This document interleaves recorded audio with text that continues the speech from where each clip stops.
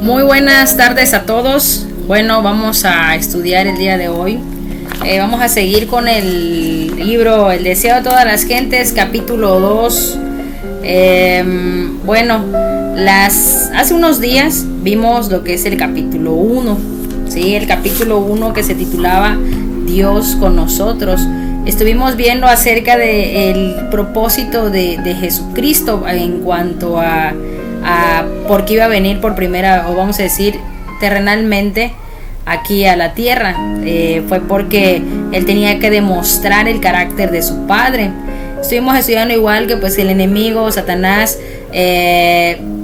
pues hizo varias cosas ahí en el cielo, ¿no? Que eran todo lo contrario a lo que Dios quería o pretendía que hicieran sus seres creados.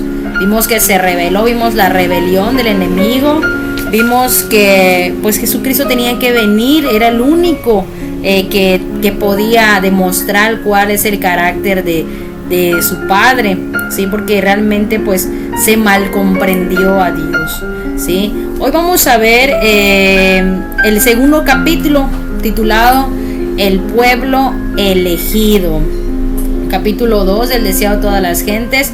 Pero antes que nada vamos a orar para pedirle a Dios que sea conforme a su voluntad este estudio, que sea conforme a su criterio, a su espíritu, este estudio que vamos a realizar.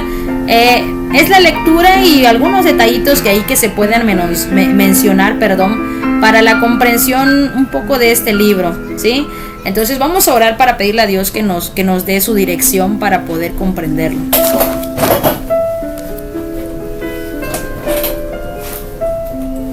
Padre nuestro que estás en los cielos, te damos gracias, Señor, por un día más, Señor, porque tú nos revelas tu bondad hacia nosotros. Te agradecemos, Padre, porque tú eres bueno, Señor, y nos das la oportunidad de arrepentimiento. Pido, Señor, que perdones mis pecados, que me ayudes, Señor, a cada día servirte como tú mandas, Padre, y como tú quieres. Quiero servirte por amor, Señor, y por agradecimiento por todo lo que has hecho por mí. Quédate conmigo, Señor, bendice a las personas que van a ver este trabajo, este pequeño libro, Señor, que tú dejaste en tu misericordia infinita para nosotros. Que sea de entendimiento, Señor, que sea de gozo para nuestros corazones. Todo eso, Señor, lo pedimos en el nombre de Jesús. Amén.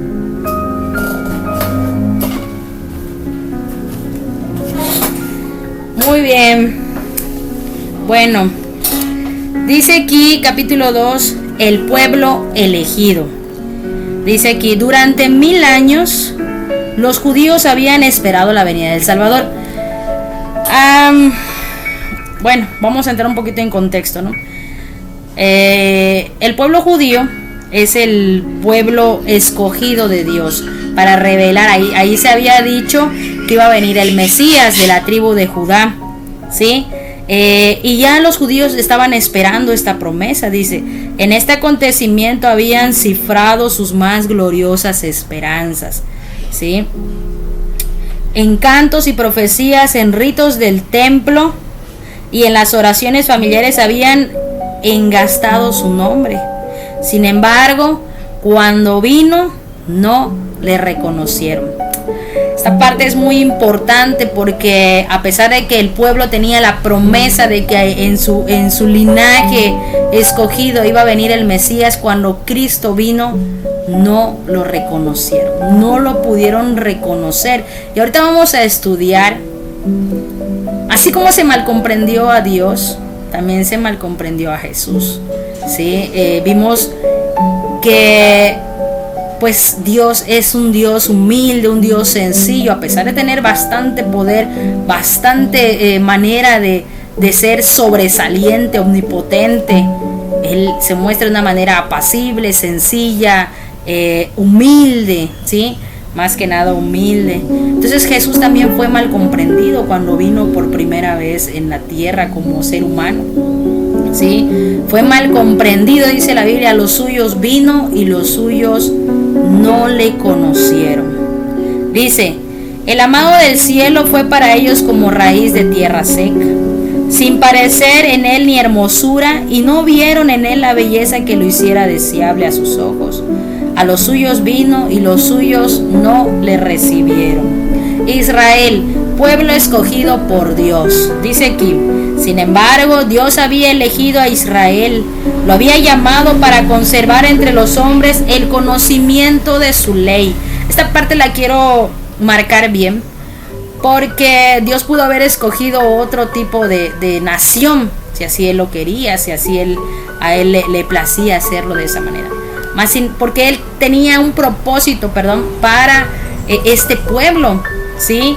El pueblo de Israel tenía un propósito, ¿sí? Su propósito era, dice aquí, conservar entre los hombres el conocimiento de la ley de Dios. Ese era el propósito del pueblo, y Dios escogió a Israel. Israel fue el pueblo que Dios escogió. Dice aquí: sin embargo, Dios había elegido a Israel, lo había llamado para conservar entre los hombres el conocimiento de su ley. Así como los símbolos y las profecías que señalaban al Salvador, deseaba que fuese como fuente de salvación para el mundo. Tengamos muy en cuenta esa partecita: para el mundo. Como Abraham en la tierra donde peregrinó, José en Egipto y Daniel en la corte de Babilonia, había de ser el pueblo hebreo entre las naciones. Debía revelar a Dios ante los hombres. Ese era el propósito del pueblo de Israel. Ese era el propósito. Dice: así como Daniel, así como José y así como Abraham revelaron, dice, que eran el pueblo hebreo entre las naciones, así debía revelar Dios, así debería revelar a Dios ante los hombres el pueblo de Israel. En el llamamiento dirigido a Abraham, el Señor había dicho: te bendeciré y serás bendición, y serán benditas en ti todas las familias de la tierra. La misma enseñanza fue repetida por los profetas. Aún después de que Israel había sido asolado por la guerra y cautiverio, recibió esta promesa. A pesar de que Israel era desobediente, era desleal a Dios, había estado en cautiverio, había estado en la guerra, parecía que iba a desaparecer esta nación, recibió esta promesa. Dice: y será el residuo de Jacob en medio de muchos pueblos, como el rocío de Jehová, como lluvia sobre la hierba, las cuales no esperan varón, ni aguardan a los hijos de los hombres. Acerca del templo de Jerusalén, el Señor declaró por el medio del profeta Isaías: mi casa, casa de oración será llamada para todos los pueblos. ¿Sí? Hasta aquí vamos viendo que Dios ya tenía un pueblo escogido, que es el pueblo de Israel. Si Dios lo escogió, a pesar de tantas cosas que pasó el pueblo, Dios le seguía manteniendo esa promesa de que iba a ser el pueblo escogido con un propósito. ¿Cuál es el propósito? El propósito era que dieran a conocer a los pueblos al Dios de Israel, a su Dios. Esa era la meta, vamos a poder decir. Ese era el propósito de ellos, que hicieran conocer a Dios a otras naciones, a otros pueblos, ¿sí? Pero vamos a ver qué es lo que pasa aquí. Israel fue rebelde. Dice aquí: pero los israelitas cifraron sus esperanzas en la grandeza mundanal. Desde el tiempo en que entraron en la tierra de Canaán, se apartaron de los mandamientos de Dios. Bueno, no sé si alguien conoce un poquito de la historia de Israel cuando fue sacado de Egipto. Se les prometió que iban a llegar a un pueblo o un lugar donde fluye leche y miel, donde había abundancia, donde había riquezas, ¿sí? Y pasaron su peregrinación en el desierto durante muchos años. Mas, sin embargo, cuando entran a la tierra de Canaán, se les olvida. Dice aquí: desde el tiempo en que entraron en la tierra de Canaán, se apartaron de los mandamientos de Dios y siguieron los caminos de los paganos. En vano Dios les mandaba advertencias por sus profetas. en vano sufrieron el castigo de la opresión pagana. Israel fue rebelde, así como nosotros también somos rebeldes. A pesar de las bendiciones que Dios le otorgaba, a pesar de todas las cosas que Dios le había dado cuando le dio la entrada a la tierra de Canaán, fue malagradecido. Dice aquí que se contaminó. Por ejemplo, acá dice, en vano, dice, desde el tiempo en que entraron en la tierra de Canaán, se apartaron de los mandamientos de Dios y siguieron los caminos de los paganos. En vano sufrieron el castigo de la opresión pagana. A cada reforma le seguía una apostasía mayor. Cada vez que se reformaban, ocurría algo peor dentro de ellos, que los apartaba de Dios, que los ahuyentaba de Dios. Bueno, ellos son los que se apartaban de Dios, ¿no? Pero dice aquí también, si ellos hubiesen obedecido, dice, si los hijos de Israel hubiesen sido fieles a Dios, Él podría haber logrado su propósito honrándolos y exaltándolos. Esa parte es muy importante. ¿Por qué? Porque Dios nos pone de una manera visible para la humanidad, porque tenemos un propósito en este mundo, ¿sí? Y si nosotros fuéramos obedientes, dice que nos honraría y nos exaltaría. Si hubiesen andando en los caminos de la obediencia, Él los habría ensalzado sobre todas las naciones que ha hecho para alabanza y para renombre y para su gloria.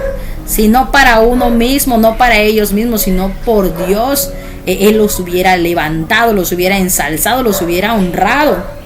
Sí, y verán todos los pueblos de la tierra, dijo Moisés, que tú eres llamado de nombre de Jehová, y te temerán.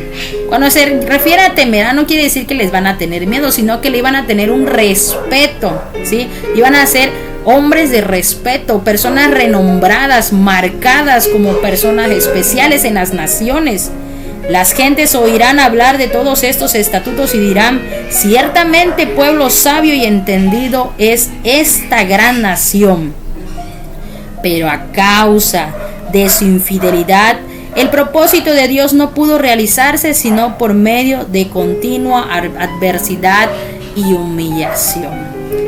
El pueblo era tan rebelde que pues tenía que llegar el momento en que tenían que obedecer. Pasaron varias circunstancias, guerras, opresiones, como dice aquí, adversidad y humillación, ¿sí? Dice aquí, muchos regresaron a Dios, dice, fueron llevados en cautiverio a Babilonia y dispersados por tierras de paganos, ¿sí? Por ser desobedientes en Canaán, dice, fueron llevados, dice, a cautiverio a Babilonia, dispersados por tierras de paganos. En la aflicción muchos renovaron su fidelidad al pacto con Dios. Muchos entendieron pues que esto era prácticamente un llamado de atención para regresarse a Dios. Dice, en la aflicción muchos renovaron su fidelidad al pacto con Dios, mientras colgaban sus arpas en los sauces y lloraban por el santo templo desolado. A la luz de la verdad resplandeció. La luz de la verdad, resplandeció por su medio, y el conocimiento de Dios se difundió entre las naciones. Los sistemas paganos de sacrificio eran una perversión del sistema que Dios había ordenado.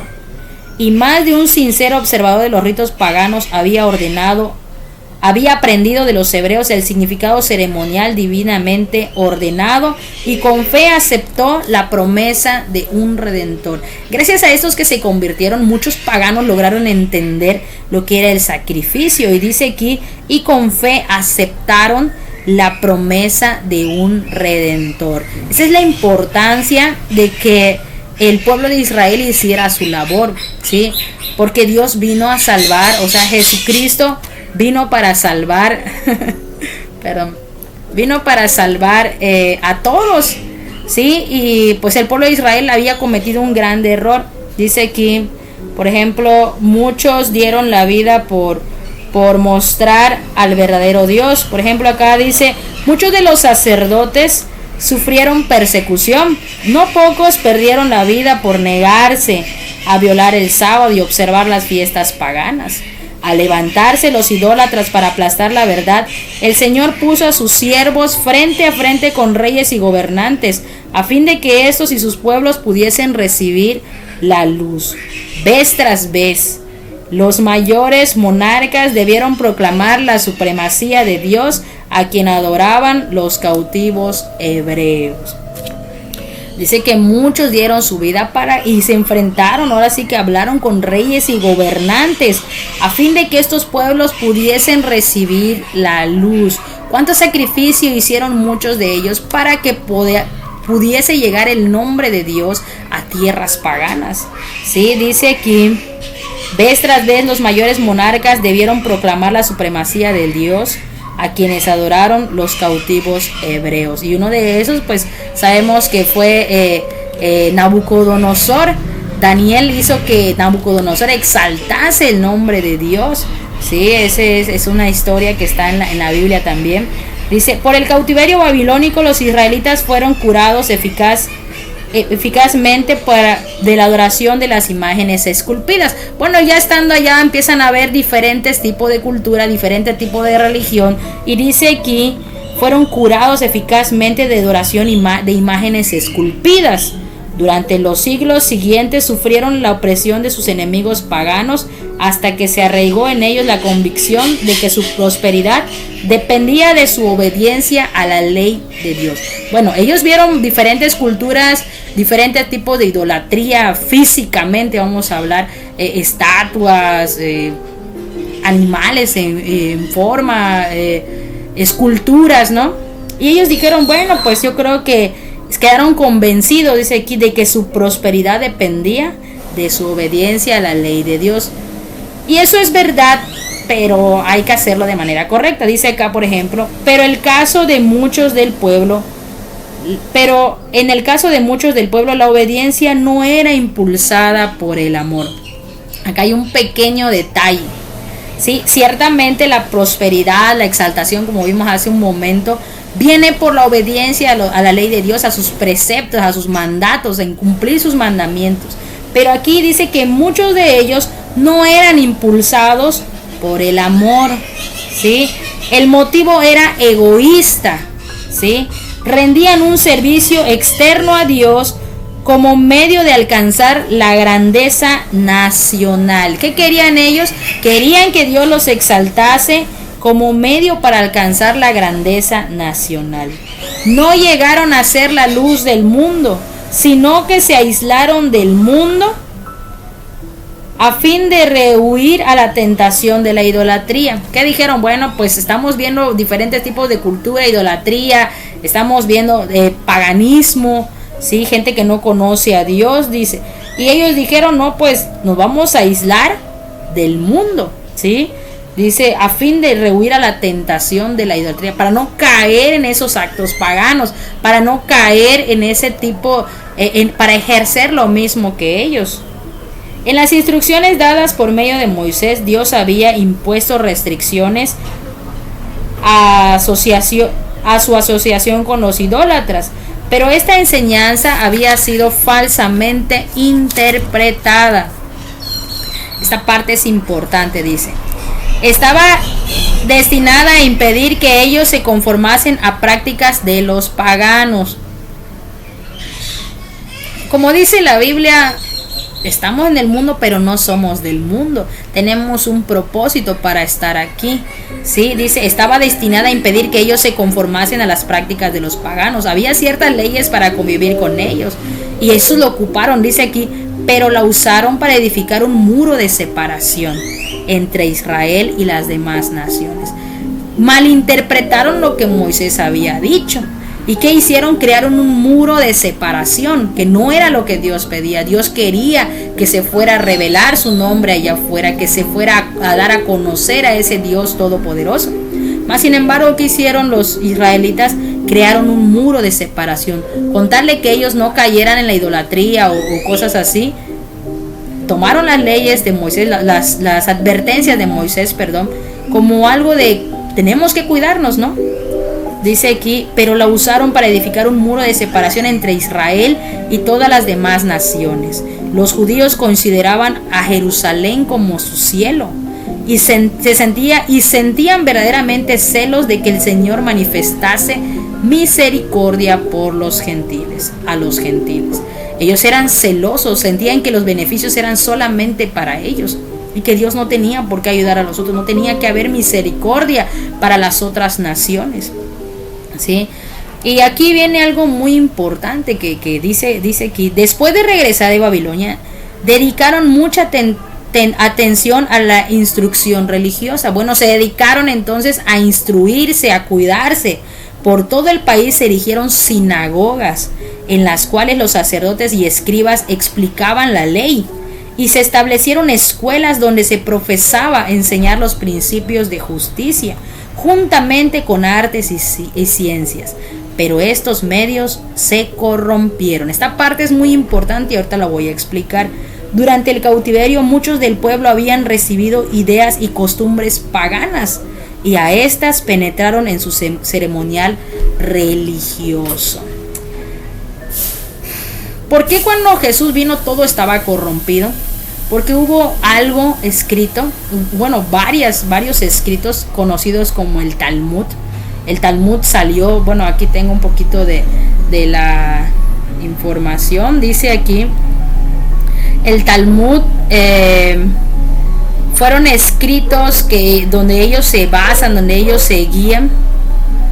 Dice aquí, el Talmud de Babilonia. Él es el más conocido y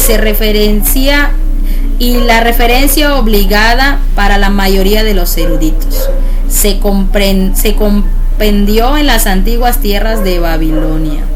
El Talmud de Jerusalén también dice aquí: el Talmud es la base de todos los códigos de la ley judía y es ampliamente citado en la literatura rabínica. Bueno, aquí se introducieron, aparte de los escritos de Moisés, de la Torá, de lo que es el Pentateuco, se introdujo, aparte de los libros de los profetas, se introdujo todavía otras cosas, como dice aquí, durante el cautiverio muchos de los pueblos habían recibido ideas y costumbres paganas.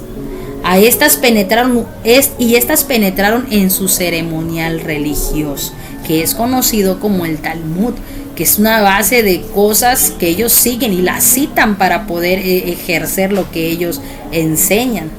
Dice, en muchas cosas se conformaban con las prácticas de los idólatras, y al apartarse de Dios, los judíos perdieron de vista mucho de lo que enseñaba el ritual. Al apartarse, al adquirir costumbres paganas, al adquirir ideas que no venían de lo que estaba en la enseñanza de Israel, dice aquí, habían perdido de vista el ritual del sacrificio de Jesús, del ritual del sacrificio del Cordero. Este ritual había sido instituido por Cristo mismo, algo que Cristo enseñó, se les fue yendo de las manos, se les fue olvidando. En todas sus partes era símbolo de Él y había estado lleno de vitalidad y hermosura espiritual. Pero los judíos perdieron la vida espiritual de sus ceremonias y se aferraron a sus formas muertas, se aferraron al Talmud, se aferraron a las enseñanzas erróneas. Dice aquí, perdieron de vista la espiritualidad de sus ceremonias y se aferraron a sus formas muertas. Confiaban en los sacrificios y los ritos mismos en vez de confiar en aquel a quien estos señalaban. Hoy en día también muchos confían en cosas que no debieran confiarse. Deben confiarse en quien lo dejó. Deben confiarse, por ejemplo, la Biblia, ¿quién la dejó? Jesús. Pero ¿quién es la que lo está dejando? ¿Quién es? En Jesucristo debemos poner nuestra confianza y leerlo, pero con ese amor a Jesús, ¿sí?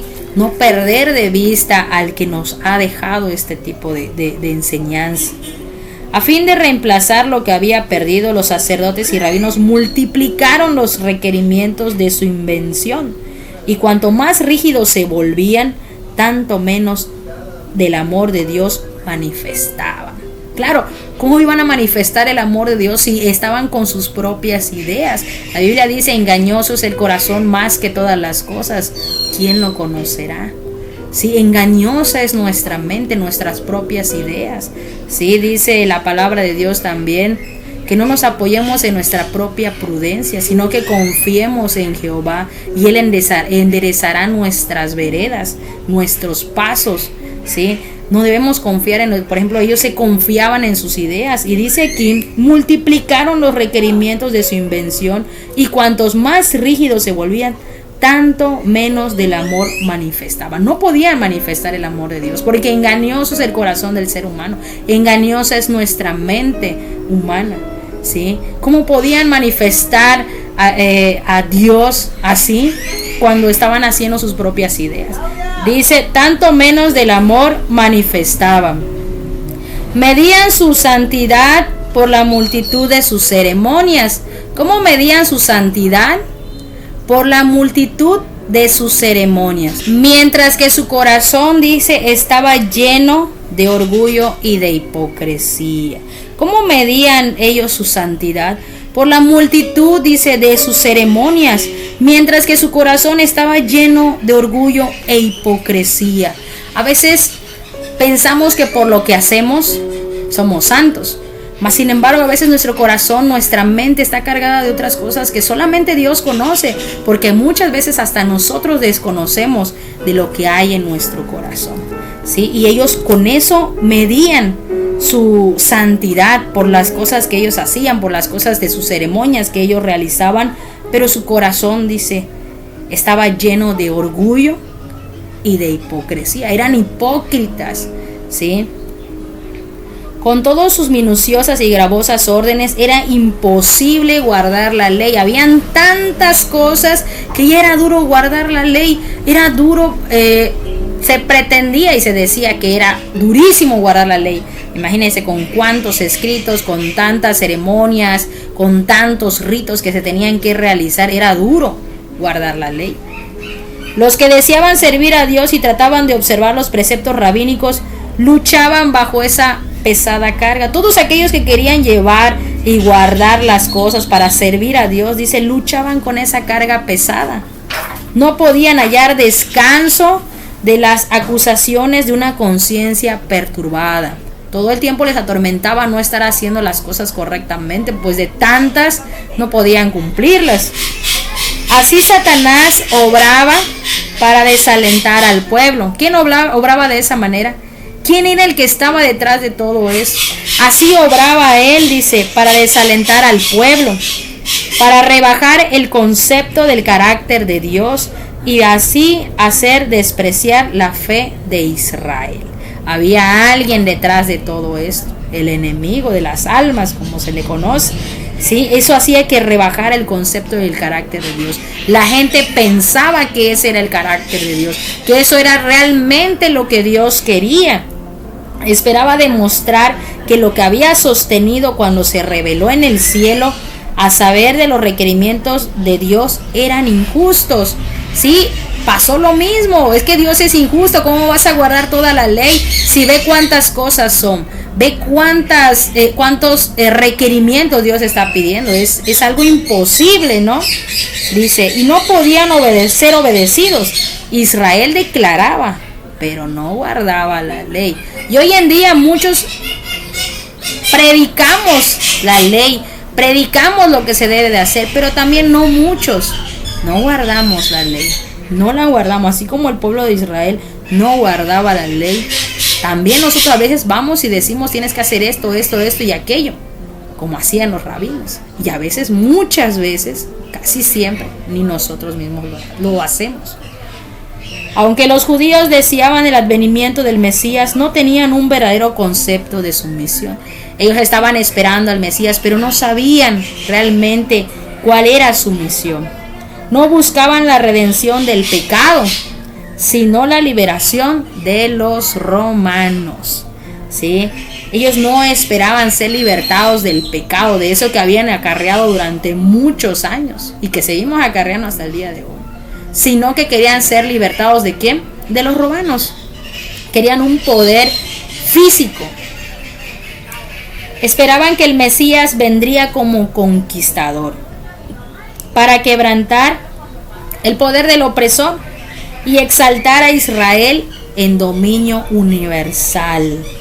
Y así se iban preparando para rechazar al Salvador. Así, con estas ideas, con esta ideología, con estas enseñanzas que cargaban, pues cuando Jesús vino de una manera muy diferente a la que ellos esperaban, lo rechazaron. Así se estaban preparando, dice, para rechazar al Mesías. Así se iban preparando para rechazar al Salvador. En el tiempo del nacimiento de Cristo, la nación estaba atascando el freno bajo sus amos extranjeros y la atormentaba la disensión interna. Se les había permitido a los judíos conservar la forma de un gobierno separado, ¿sí? Había bastantes, mucha gente se levantaba en contra de los romanos, había varias disensiones, dice aquí. Querían ellos ser libertados, pero nada podía disfrazar el hecho de que estaban bajo el yugo romano, ni avenirlos a la restricción de su poder. El pueblo romano en ese tiempo, el poder romano, era un poder inmenso, ¿sí? Entonces, ¿cómo iba a poder Israel contra ellos? Muchos se levantaban, habían gentes que se ponían de acuerdo para luchar contra Roma, pero no se podía. Dice, los romanos reclamaban el derecho de renombrar o mover al sumo sacerdote, y este cargo se conseguía con frecuencia por el fraude, el cohecho y aún el homicidio. Aún tenían el poder o reclamaban ese derecho de nombrar o remover al sumo sacerdote. Y dice aquí, este cargo se conseguía con frecuencia por fraude, por cohecho y aún por homicidio. O sea, un sumo sacerdote podía hacer bastantes cosas con tal de que los romanos cambiaran al sumo sacerdote y tomar su lugar tal vez. Así el sacerdocio se volvía cada vez más corrompido. Sin embargo, los sacerdotes poseían un gran poder y lo empleaban con fines egoístas y mercenarios. El pueblo estaba sujeto a sus exigencias despiadadas y también a los gravosos impuestos de los romanos. Imagínense, con todo esto, con todas estas leyes, con todos estos rudimentos estrictos, con todas estas enseñanzas rabínicas duras, el pueblo estaba sujeto bajo exigencias, dice, despiadadas, y también sujetos a impuestos de los romanos. O sea, qué opresión sentía en ese tiempo el pueblo, no solamente por su religión, no solamente por sus gobernantes, sino también por dar impuestos a los romanos. Estaban bajo el yugo romano y dice que eran gravosos impuestos. En este estado de cosas ocasionaba extenso descontento. Pues ¿cómo se podían sentir? Totalmente desamparados de los dos lados. Los estallidos populares eran frecuentes. La codicia, la violencia, la desconfianza, la apatía espiritual estaban corrompiendo el corazón de la nación. Con todas estas cosas no te puedes confiar en la religión, no te puedes confiar en el gobierno, no puedes buscar, o sea, dice aquí, la codicia y la violencia y la desconfianza y la apatía espiritual estaban corrompiendo el corazón mismo de la nación. ¿Sí? El pueblo estaba en tinieblas. Dice aquí, el odio a los romanos y el orgullo nacional y espiritual inducían a los judíos a seguir adhiriéndose rigurosamente a las formas de culto. Los sacerdotes trataban de mantener una reputación de santidad, atendiendo escrupulosamente las ceremonias religiosas. El pueblo en sus tinieblas y opresión, y los gobernantes sedientos de poder anhelaban la venida de aquel que vencería a sus enemigos y devolvería el reino de Israel. Los dos bandos tenían la esperanza del Mesías. Por un lado, los que estaban oprimidos deseaban salir de esa opresión, y por otro lado, los que tenían poder querían aún más poder. ¿Sí? Dice aquí, los gobernantes sedientos de poder anhelaban la venida de aquel que vencería a sus enemigos y devolvería el reino a Israel. Habían estudiado las profecías sin percepción espiritual. Esta parte también es muy importante. Para poder entender las cosas tenemos que pedirle mucho a Dios que nos ayude, porque sin percepción espiritual podemos mal comprender las profecías.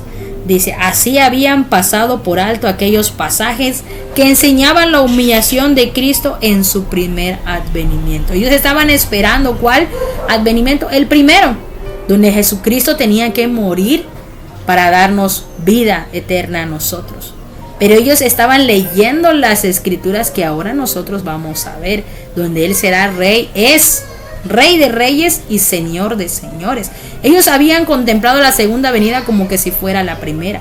Esperaban ser libres de su cautiverio, esperaban ser libres de la opresión romana. Mas sin embargo, dice aquí, Cristo en su primer advenimiento, y aplicaban mal a los que le dan gloria a su segundo advenimiento. El orgullo oscurecía su visión. Peligroso. El orgullo oscurece nuestra visión espiritual. El orgullo nos cierra muchas puertas hacia Dios. ¿Sí? Interpretaban las profecías, dice, de acuerdo con sus deseos egoístas. A como ellos les convenía, interpretaban las profecías. Y así se prepararon para rechazar a Jesús. Así, con estas ideas tan grandes de un personaje que iba a venir a libertarlos de los romanos con un poder grandísimo, que es el que nosotros estamos esperando ya, es el que vamos a ver.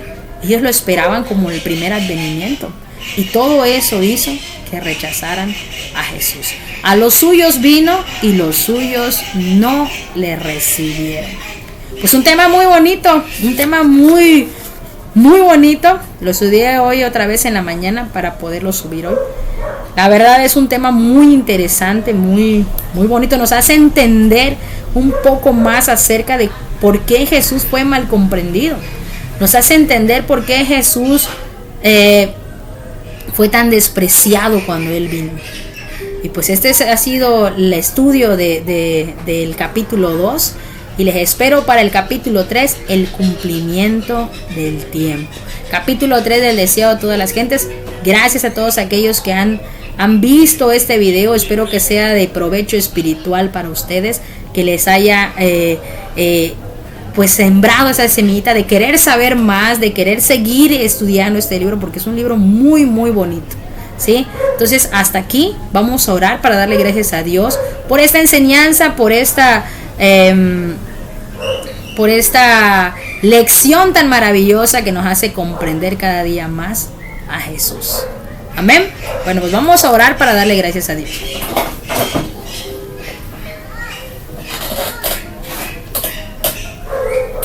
Padre nuestro que estás en los cielos, te damos gracias, Señor, por esta lección tan impresionante.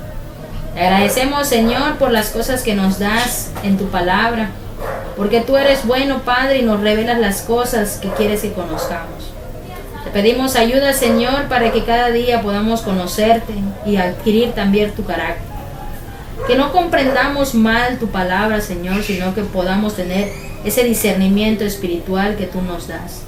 Quédate con nosotros, Señor, y guárdanos. Guarda a todo aquel que ve este video, Señor, y ayúdele a comprender, así como yo he comprendido algunas cosas, Señor. Quizás no lo sé todo. Bueno, obviamente no lo sé todo, Señor, pero lo poco que me has enseñado, Señor, me ha servido bastante. Y quiero compartirlo, Señor, y espero que todos aquellos que reciban también puedan compartir lo poco que conozco, lo poco que me has enseñado, Señor, pues no he tenido disposición grande para ti.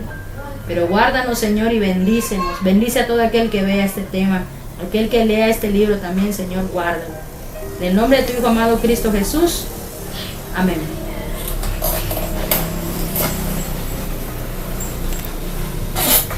Muy bien, pues hasta aquí terminamos el tema, capítulo 2, y esperemos poder subir el capítulo 3 en pocos días. Hasta luego.